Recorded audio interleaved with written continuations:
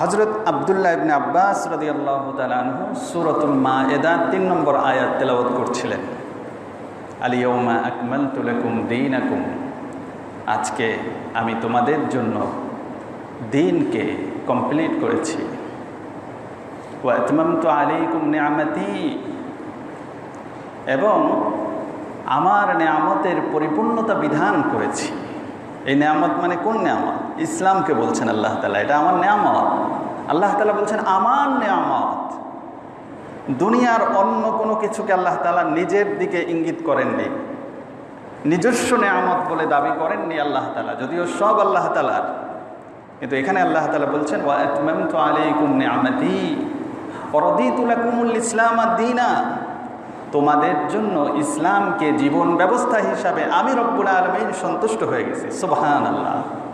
এই জীবন ব্যবস্থা যারা গ্রহণ করবে তাদের উপরেও আমি সন্তুষ্ট, এই জীবন ব্যবস্থার উপরেও আমি সন্তুষ্ট। হযরত আব্দুল্লাহ ইবনে আব্বাস এই আয়াত যখন তেলাওয়াত করছেন, পাশে বসা ছিল একজন ইহুদি, সে আরবি বুঝত। আরবি ভাষাভাষী একজন ইহুদি এই আয়াত শোনার পরে বলছেন, এই আয়াত যদি ইহুদিদের উপর নাজিল হতো, যেই দিন এই আয়াত নাজিল হতো ওই দিনকে আমরা ঈদের দিন হিসাবে গণ্য করতাম। হযরত আব্দুল্লাহ ইবনে আব্বাস এবার বলছেন ফাইন্নাহা নাযালাত ফি ইয়াউমিন ঈদাইনি ইসনাইন, তুমি তো ওইটাকে ঈদের দিন বলে গণ্য করতা, অথচ এই আয়াত যেই দিন নাজিল হয়েছে সেই দিনটা হচ্ছে আমাদের কাছে দুইটা ঈদ, অর্থাৎ এমন এক দিনে নাজিল হয়েছে সেইটা আমাদের দুই দিক থেকেই ঈদ। কিভাবে? হযরত আব্দুল্লাহ ইবনে আব্বাস বলছেন জুমআ, সেই দিনটা ছিল কোন দিন? জুমার দিন, ওটা আমাদের কাছে ঈদ, সাপ্তাহিক ঈদ। ওয়া ইয়াউমি আরাফা, আর আরাফার দিন ওটাও আমাদের কাছে ঈদ। সুবহানাল্লাহ। আমাদের কাছে হয়তো ইসলামটা এত বড় নেয়ামত, এত গুরুত্বপূর্ণ নেয়ামত বলে মনে নাও হতে পারে, কিন্তু একটু চিন্তা করি যদি, যে ইসলামকে আল্লাহ তাআলা কেন নিজের নেয়ামত বললেন, ইসলামটাকে এভাবে আল্লাহ তাআলা বারবার কেন হাইলাইট করছেন, কোরআনটাকে এত বড় নেয়ামত কেন বলছেন, আমাদের প্রিয় নবীকে রহমাতাল লিল আলামিন, সমগ্র পৃথিবীর সৃষ্টির জন্য রহমত, করুণা, অনুগ্রহ কেন বলেছেন? এই পৃথিবীর মধ্যে তো ইহুদি খ্রিস্টান তারাও আছে, তাদের জন্য কি আমাদের প্রিয় নবী রহমত? রাসূল করিম সাল্লাল্লাহু আলাইহি ওয়াসাল্লামকে, কোরআনকে, ইসলামকে আল্লাহ তাআলা যে নেয়ামত বলেছেন, একটু চিন্তা করলে এটা আমাদের জন্য বোঝা কষ্টকর নয়। আমাদের দেশে শরিয়া আইন, ইসলামিক আইন চালু না থাকলেও ইসলামিক মূল্যবোধ প্রতিষ্ঠিত হয়েছে অনেকাংশে, অনেক ক্ষেত্রে। ইসলামিক মূল্যবোধ প্রতিষ্ঠিত হওয়ার কারণে আমাদের দেশে প্রকাশ্যে কেউ মদের বোতল নিয়ে হাঁটতে পারে না,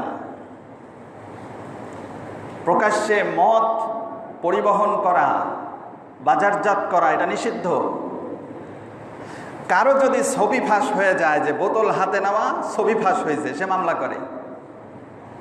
অর্থাৎ এটা আমাদের দেশের কালচার, মূল্যবোধ এটাকে অ্যাকসেপ্ট করে না, এটা মানহানি হয়।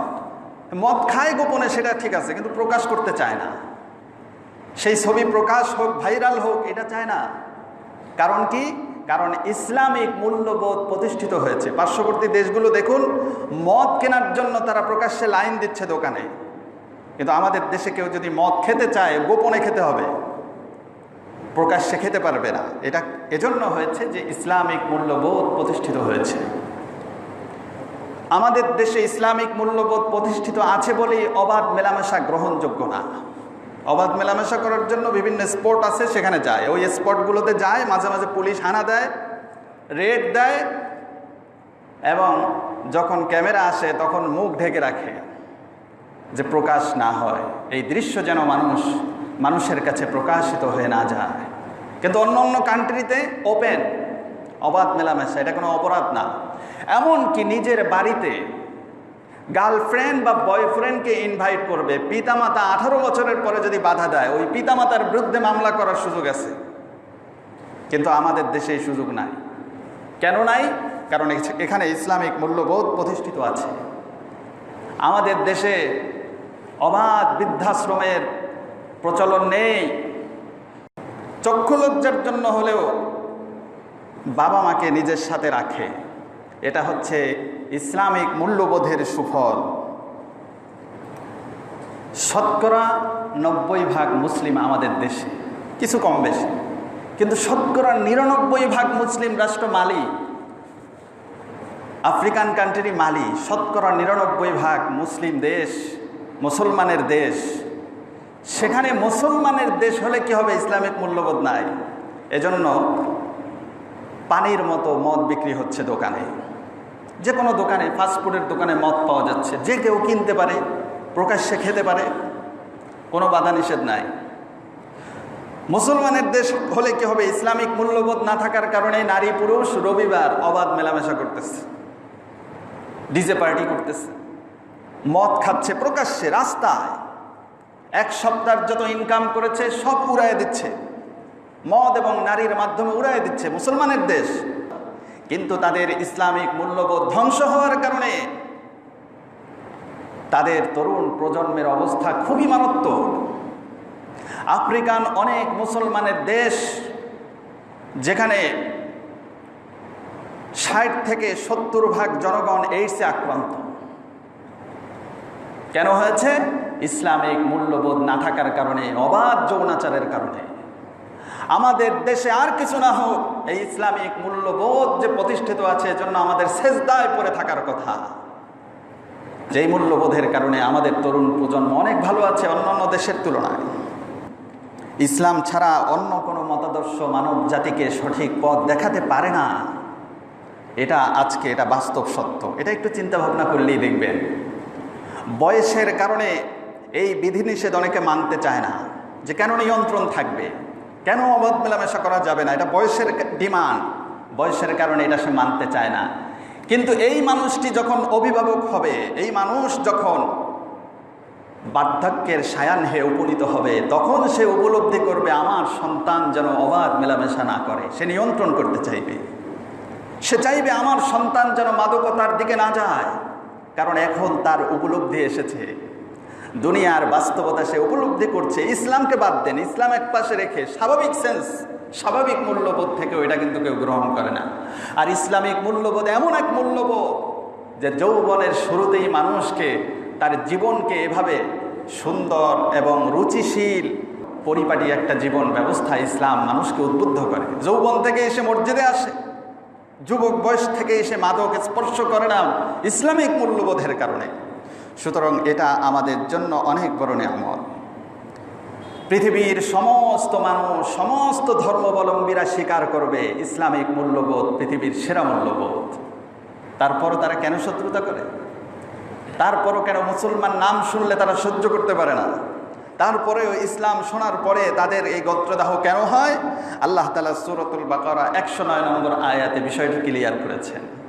আল্লাহ তাআলা বলছেন, ওয়াদ্দা কাসীরুম মিন আহলিল কিতাব লাউ ইয়ারুদ্দুনাকুম মিন বাদি ঈমানিকুম কুফফারা। আহলে কিতাবদের অনেকেই চায় যে মুসলমান হওয়ার পর তোমাদেরকে কাফের বানিয়ে দিতে। মুসলমান হয়েছো আবার কাফের হয়ে যা। এরকম অনেক টকশো, অনেক ধরনের প্রোপাগান্ডা ইসলাম মুসলমান নিয়ে হয়, যাতে মুসলমানরা আবার কুফরির দিকে, নাস্তিকতার দিকে ধাবিত হয়। কেন করে এটা? তারা কি না বুঝে করে? আল্লাহ তাআলা বলছেন না, না বুঝে করে না।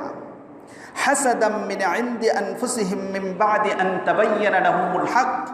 আল্লাহ তাআলা বলেন, তাদের কাছে সত্য উদ্ভাসিত হওয়ার পরেও প্রতিহিংসা বশত তারা এটা করে। এটা প্রতিহিংসা করে যে ইসলামিক মূল্যবোধ এত ভালো কেন? আবার নিজস্ব স্বার্থ আছে।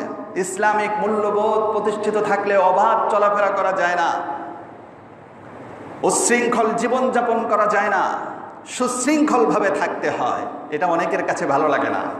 এজন্য প্রতিহিংসাবশত, শত্রুতাবশত তারা ইসলামকে শত্রু মনে করে, মুসলমানদেরকে শত্রু মনে করে। আজকে ইসলামিক মূল্যবোধ আছে বলেই আমাদের সন্তানরা, তরুণ প্রজন্মরা নিয়ন্ত্রিত, সুশৃঙ্খল জীবনযাপনে অভ্যস্ত। তারা ভদ্র, তারা মুরব্বীদেরকে সম্মান করে, এটা ইসলামিক মূল্যবোধের সুফল। তারা বাবা মার সাথে একসাথে থাকতে চায়, এটা ইসলামিক মূল্যবোধের সুফল। পৃথিবীতে অনেক অমুসলিমরা ইসলাম যে কয়েকটা কারণে ইসলাম কবুল করে তার মধ্যে অন্যতম একটা কারণ হচ্ছে ইসলামিক কৃষ্টি, কালচার, তাহজিব, তামাদ্দুন, ইসলামিক মূল্যবোধ। অনেক নও মুসলিম তাদের সাক্ষাৎকার পড়ুন, কি জন্য ইসলাম কবুল করেছেন, বলবে যে মুসলমানরা যে একসাথে যৌথভাবে বাবা মায়ের সাথে বসবাস করে এটা আমাদের কাছে ভালো লাগে, কারণ আমাদের কালচার হচ্ছে বৃদ্ধ হয়ে গেছে, এ সমাজে কোনো কাজের না, একে বৃদ্ধাশ্রমে রেখে আসো। আর মুসলমানদের তাহজিব তামাদ্দুন হচ্ছে বৃদ্ধ হয়ে গেছে, বৃদ্ধ মা বাবা, এর সাথে আরো ভালো ব্যবহার করো, এর কাছে দোয়া নাও, সব থেকে ভালো খাবারটা বাবা মায়ের সামনে উপস্থাপন করো। আল্লাহ তাআলা আমাদের সকলকে ইসলামিক মূল্যবোধ অনুযায়ী জীবনযাপনের তৌফিক দান করুন।